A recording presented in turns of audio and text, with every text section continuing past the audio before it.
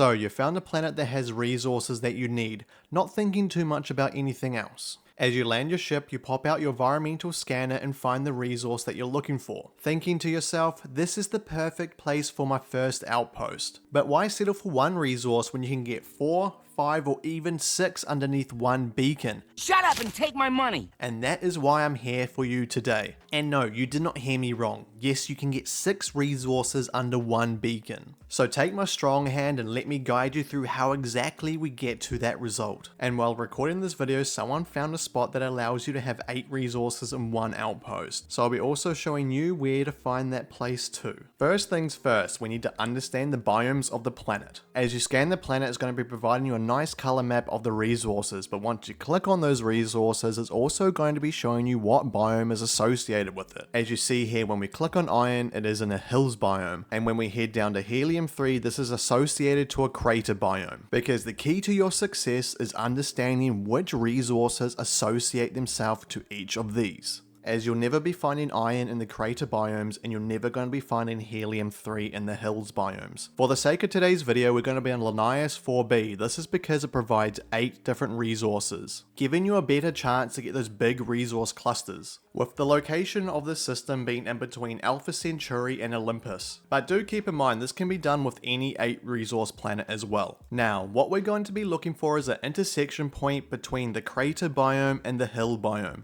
And the reason behind this is we're going to be able to collect resources from both biomes if we hit the right spot, which is a challenge in its own self. And the reason why I'm using the crater and hill biome is because these have a very common intersection point. And not only that, in the hills biome you're going to be finding resources such as your iron, your beryllium, your alkynes, and your ytibum.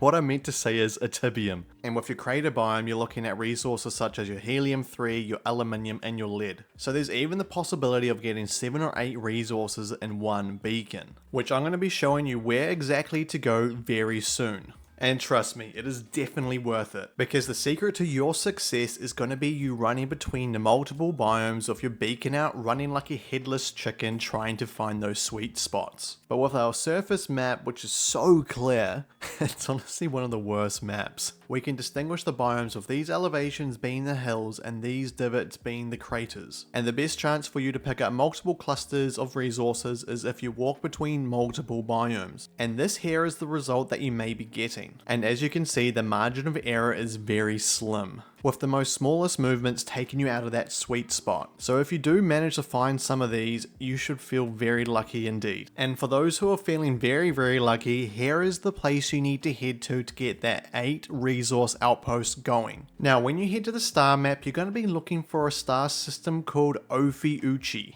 Or is it Ophiuchi? Oh, I don't bloody know. Anyway, this is going to be located just below Volley and directly under Porrima, which is just to the right of Olympus. And as we go into the star system, we're looking at going into Zeta. Specifically, Zeta Ophiuchi 1. If anyone honestly knows how to pronounce that, let me know down below. As we enter the planet, there's going to be a specific island formation that you're going to be looking for. Since each planet is procedurally generated, we can't really landmark it, with the spot being somewhat at the bottom of the planet. What you're going to be looking for is this massive lake here, and also to the left of it you're going to notice a little lake as well. As we zoom into the area, we're going to be looking for when the frozen dunes meets the swamp.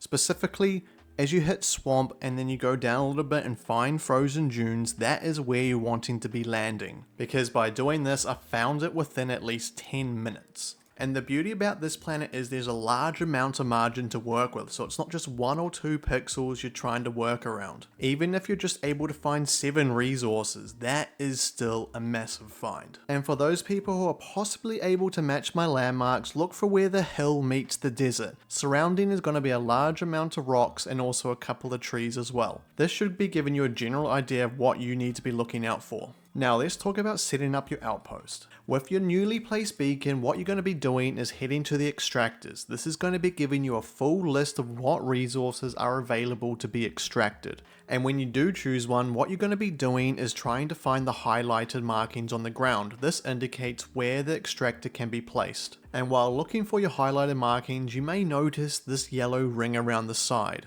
This is showing the beacon's radius, so if you do actually want to move it, you can just delete it and replace your outpost close enough to the resource if you want more. Looking back at the original planet Linnaeus 4b, we can see that it has a thin atmosphere, making it very clear that we're going to be needing to use solar power to power our extractors, as the wind turbines require a thick atmosphere.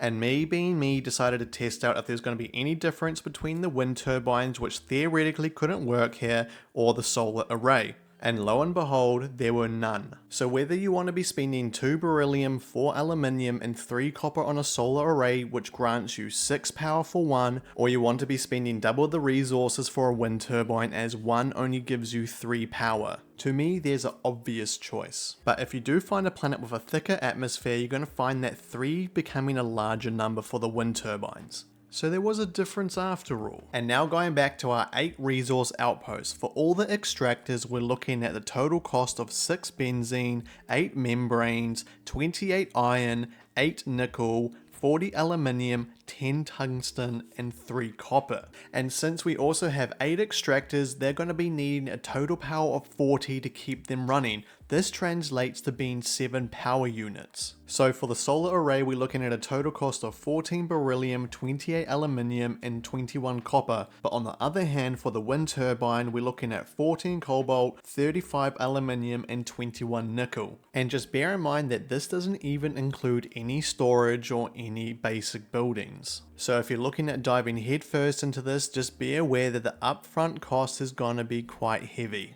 So remember, Ophiuchi's in between Volley, underneath Porima to the right of Olympus. This is your 8 resource planet, where you're able to collect all the planet's resources into one outpost. Each biome has specific resources that are attached to it. Going in between 2 biomes is going to allow you to get the big clusters. And to find these big clusters, you're going to have to deploy your beacon and run around like a madman. I hope that you've all enjoyed the video, and if you have done, don't forget to hit that subscribe button and smack that like, because there's plenty more Starfield in the tank. I hope you all have a fantastic day, and until the next one, buckle in boys, because we're going to space.